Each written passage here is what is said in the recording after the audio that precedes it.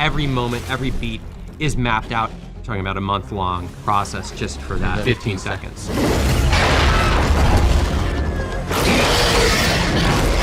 Hey, I'm Matt Duffer. I'm Ross Duffer. We're the creators of Stranger Things, and we're gonna talk through what we call the demo fight.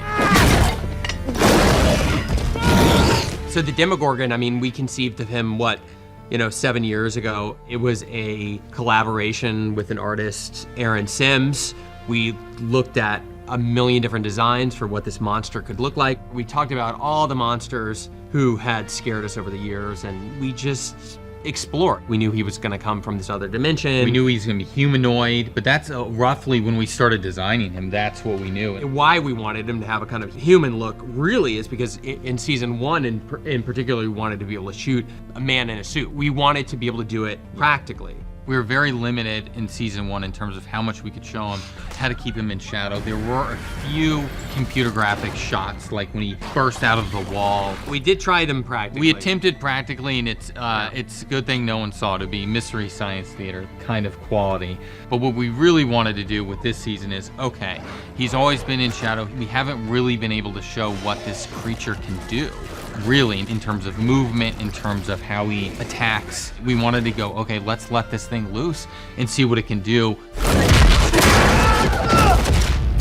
There's no mocap involved. This is just pure animation. Rodeo, the company that did this, is really creating a character here through the animation. The first animation pass, that's when you're seeing what looks almost like just a gray clay rendering. When it's in that stage, we and our visual effects supervisors are able to give notes. I want him to roar longer. I want him to swipe at the end of this because that'll help with the cut to the next scene. You give those kind of animation notes. They're able to do it a lot easier when it's in this rough stage. And then once you've locked on that, then you move into the rendering stage, and that's when things start to get really exciting. So it's the same animation, but they get the skin, they get the snow, the lighting. That's where he really comes alive, that it's like, oh, wait, there's the Demogorgon, there he is. And it's really exciting when those shots finally come together and all the elements just meld and you get what you guys see as the final look.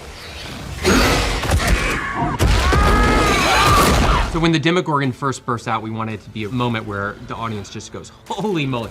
So in order to do that, we were like, let's not do a lot of edits. Can we do this basically as a one-er? I think it just feels more like he's in the space as opposed to, oh, here's our actor. He's a visual effects shot. It just ties it all together. Because of the amount of stunts involved, because we didn't want to be using CG people on top of a CG monster, we wanted to use real stuntmen. So we weren't able to do it all in one shot, so it's about 3 big stunt sequences that are stitched together. It really was to protect our stunt team and make sure that we weren't doing those stunts often.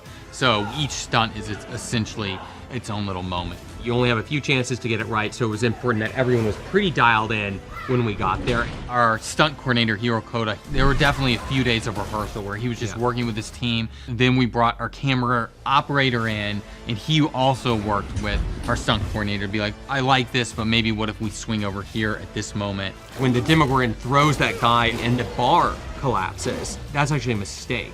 That bar was not supposed to come down like that, but we just thought it was cool, the camera wasn't perfect, but we were like, if we try that again, we'll never be able to recreate it. And we decided, you know what, let's stick with it. I kind of like the messiness and the rawness of the camera. It just makes it feel that much more real. It really was a coordination of a lot of different departments just to get here.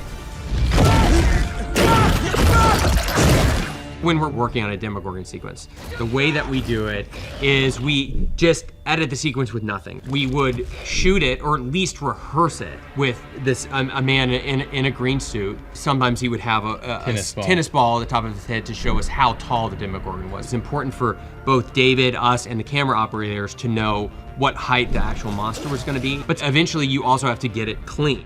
In the edit, sometimes the takes with the man in the green suit were the best takes, and so we went with those, and sometimes it was clean pass, which is why when you're looking behind the scenes, you're gonna see a little bit of both. And what we try to do here, and this is practical with the fire, is just make sure every time we go to hopper, there's a little less fire, there's a little less fire. The demo's getting a little bit closer, just building the tension.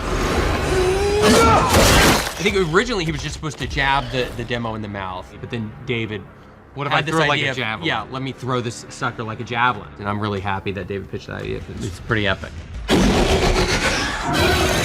With visual effects shots, the more that you can do practically that is real in your frame, the more it's gonna feel organic and you're gonna trick the audience's eye. Let's take advantage of the amazing technology that's now available to us today, but also learn from the past and plan.